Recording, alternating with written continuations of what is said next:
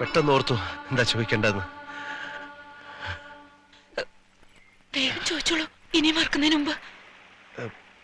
പോരുന്നോ എന്റെ കൂടെ?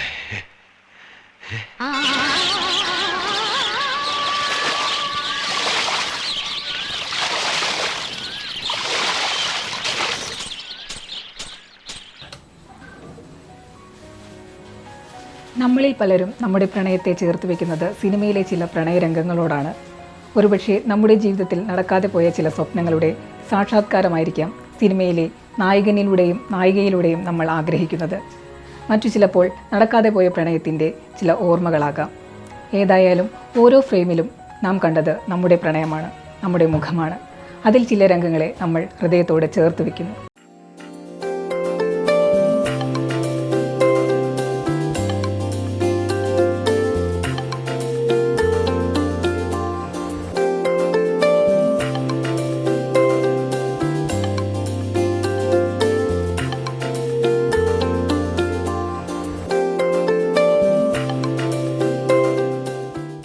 ഞങ്ങൾക്ക് രണ്ടുപേർക്കും ഇഷ്ടപ്പെട്ട മൂവി എന്ന് പറഞ്ഞാൽ ബാംഗ്ലൂർ ഡേയ്സിലെ പാർവതി ആൻഡ് ദുൽഖർ എന്നുള്ള സീനാണ്.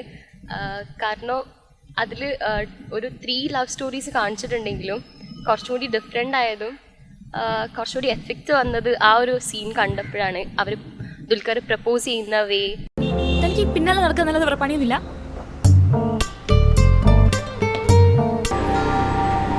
എനിക്ക് തൻ്റെ പിന്നാലെ നടക്കാനല്ല, ഒപ്പം നടക്കാൻ ഇഷ്ടം. പിന്നെ ഇവൻതോ അവള് കുറച്ച് ഹാൻഡിക്കേപ്ഡ് ആയിട്ടും അങ്ങനെ ഒരു ഗേളിനെ ആക്സെപ്റ്റ് ചെയ്യാനുള്ള മനസ്സ്. ഓൾ ടുഗെദർ നോക്കിയപ്പോൾ അവിടെ നസ്രിയ ഫഹദിനേക്കാളും നിവിൻ പോളിനേക്കാളും ഒക്കെ ആ സീൻസ് ഒരിക്കലും പോവാത്ത ആ മൂവി തന്നെ അത്ര ഇഷ്ടമാണ്. അതുപോലെ ആ സീനും ഭയങ്കരമായിട്ട് മനസ്സിൽ നിൽക്കുന്നത്.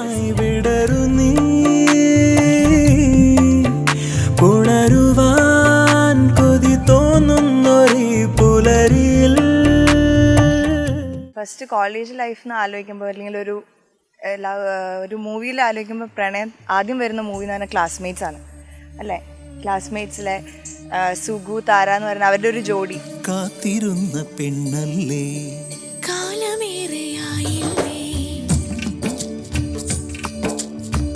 കാത്തിരുന്ന പെണ്ണല്ലേ.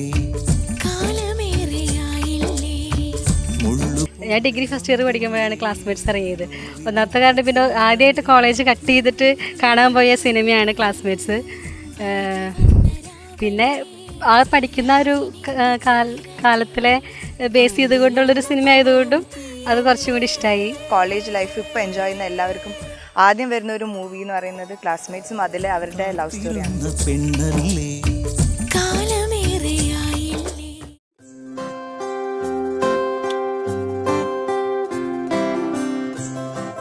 പ്രണയം എന്ന് പറയുമ്പോൾ യഥാർത്ഥ പ്രണയം നഷ്ടപ്പെടുമ്പോൾ മനുഷ്യന് ആ ദുഃഖം ജീവിതം അവസാനം വരെ മറക്കാനാവാത്ത ഒരനുഭവമാണ്. അത് ഈ അടുത്ത് കണ്ടത് മഹേഷിൻ്റെ പ്രതികാരം എന്ന സിനിമയിലാണ്.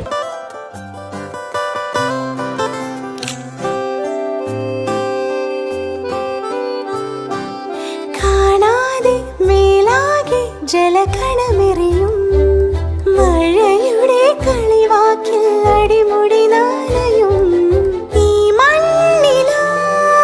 മഹേഷിൻ്റെ പ്രതികാരം സിനിമ ഇഷ്ടപ്പെടാൻ ഒരു കാരണം എൻ്റെ ജീവിതത്തിൽ അങ്ങനൊരു അനുഭവം ഉണ്ടായതുകൊണ്ടാണ്. സ്നേഹിച്ചതിനെ കുറിച്ച് വേറൊരാൾ വിവാഹം ചെയ്ത് കൊണ്ടുപോയി. അപ്പോൾ ആ ഒരു അനുഭവം കുട്ടിയെ കാണുമ്പോഴുള്ള ഇപ്പോൾ ഒരു വേദന ഉണ്ടല്ലോ, ആ വേദന ഒരിക്കലും ജീവിതത്തിൽ മറക്കാൻ കഴിയില്ല. എനിക്കിഷ്ടം വാരണമായിട്ടുള്ള ലവ് സ്റ്റോറിയാണ്. അതെന്താണെന്ന് വെച്ചാൽ ശരിക്കും റിയൽ ലൈഫിൽ സംഭവിക്കുന്ന മാതിരത്തെ ഒരു കഥയാണ്. ലവ് എന്ന് പറഞ്ഞാൽ ഒരിക്കൽ മാത്രമല്ല 2 പ്രാവശ്യം സംഭവിക്കാം, പിന്നെ സംഭവിക്കാം. സൂര്യ സമീറ റെഡ്ഡിയുടെ ക്യാരക്ടറിൻ്റെ അടുത്ത് ലവ് പ്രപ്പോസ് ചെയ്യുന്നൊരു സീനുണ്ട്. അതായത് ട്രെയിനിലെ സീനാണ്. അപ്പോൾ ആ ഒരു സമയത്ത് നമുക്ക് സത്യം പറഞ്ഞുണ്ടല്ലോ, ഇപ്പോൾ ആദ്യമായിട്ട് കാണുന്ന ഒരാളെ അയാളുടെ അടുത്ത് ഒരു പരിചയമില്ലാത്ത ഒരാൾ ചെന്നിട്ട് പ്രണയം അഭ്യർത്ഥിക്കുന്ന സ്റ്റൈല്, അതിൻ്റെ ഒരു എന്താ പറയുന്നത്, പുള്ളിക്കാരിക്ക് ആദ്യമൊക്കെ ഇതെന്താണിത്, സൂര്യയുടെ ചില മാനറിസങ്ങളൊക്കെ ഉണ്ടല്ലോ, അത് കാണുമ്പോൾ നമുക്ക് ഭയങ്കരമായിട്ട് ഒരു പടത്തിലും കാണാത്ത രീതിയിലുള്ളൊരു പ്രണയാഭ്യർത്ഥനയായിരുന്നു അത്. മിഥുനത്തിലെ മോഹൻലാലിൻ്റെ ചെറുപ്പത്തിലുള്ള ഒരു പ്രണയത്തിൻ്റെ കഥയായിരുന്നു. അതിൽ പായലിങ്ങനെ ചുരുട്ടി കൊണ്ടുവന്ന ഒരു രംഗമുണ്ട്. അതൊരു പ്രത്യേക രംഗമാണ്. അതാണ് അതെനിക്ക് ഇഷ്ടപ്പെട്ട പ്രേമരംഗം. നീ എന്താ ആലോചിക്കുന്നത് മുതലാളി? ലോകത്ത് ഇന്ന് വരെ ആരും കാണിച്ചിട്ടില്ലാത്ത ഒരു തറവേല ഞാനിപ്പോ ഇവിടെ കാണിക്കാൻ പോവാണ്. കൂടെ നിന്നോണം. നീ വേഗം കാണിക്കേ. എന്നാ കണ്ടോ?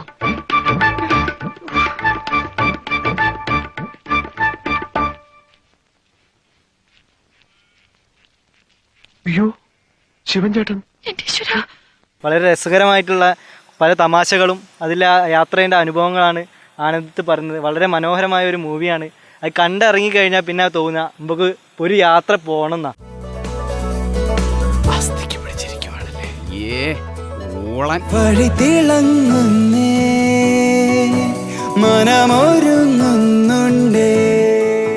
അയാളുടെ ഒരു രൂപഭാവത്തിലൊന്നല്ല, അയാളുടെ സ്വഭാവത്തിലാണ് നമ്മൾ ഒരാളെ മനസ്സിലാക്കേണ്ടത്, ഒരാളെ ഇഷ്ടപ്പെടേണ്ടത്. ആ മൂവിയിൽ നമുക്ക് കൃത്യമായിട്ട് കാണിച്ചു തരുന്നുണ്ട്. ആദ്യമായിട്ട് സംസാരിക്കുന്നത് July 22, 2015 Tuesday. Previous pregnant, second period free ഉണ്ട്. താനോട് CVP ടെക്സ്റ്റ് ഉണ്ടോന്ന്. ആനന്ദത്തിലെ സിനിമയിൽ നമ്മൾ ആ രണ്ട് ആൾക്കാരെ നോക്കുന്ന സമയത്ത് തന്നെ നമ്മൾ കോളേജിലായാലും വേറെ ഏത് കോളേജിലായാലും നമ്മൾ യാത്ര പോകുന്ന സമയത്ത് ആ കോളേജ് ടൂറിൻ്റെ ആ ഫീലിങ്ങോട് കൂടി പുറം ലോകം അറിയാത്ത എത്രയോ പ്രണയങ്ങളെ, ആ തീവ്ര മുഹൂർത്തങ്ങളെ സൂക്ഷ്മമായിട്ട് കാണിക്കാൻ ആ സിനിമയിൽ സാധിച്ചിട്ടുണ്ട്. എന്ത് വേണമെങ്കിലും ചെയ്യോ? ചെയ്യാം. അല്ലേ വേണ്ട, ഞാൻ പോയി പറഞ്ഞേക്കാം. പറയരുത് പ്ലീസ്. പിന്നെ വാക്ക് മാറരുത്. ഐ ലവ് യു എന്ന് പറ. I love you. ഇതെന്താ ഐ ലവ് യു? ഇങ്ങനെയല്ലേ എന്നെ കെട്ടിപ്പിടിച്ചിട്ട് ഐ ലവ് യു എന്ന് പറ. I love you. കെട്ടിപ്പിടിച്ചിട്ട് ഇപ്പൊ ഞാൻ എവിടെ വിളിക്കും? I love you. I love you.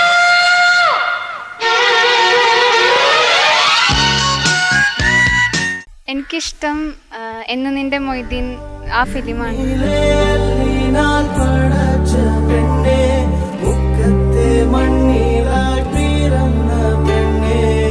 അതിലത്തെ ലവ് സ്റ്റോറി പറയുന്നത് റിയൽ ആയിട്ടാണ് എനിക്ക് തോന്നിയത്. ബാക്കി ഫിലിമിനെ വെച്ച് നോക്കുമ്പോൾ എന്തോ ഒരു ഒറിജിനാലിറ്റി തോന്നുന്നുണ്ട് അതിന്. അതുകൊണ്ട് എനിക്ക് ആ ഫിലിം ഭയങ്കര ഇഷ്ടമാണ്.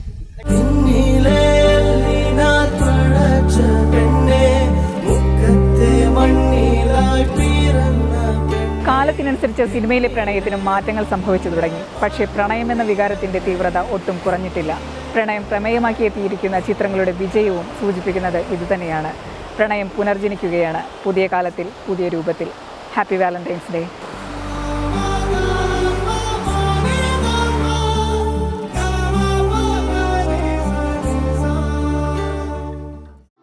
Happy Valentine's Day. Happy Valentine's Day.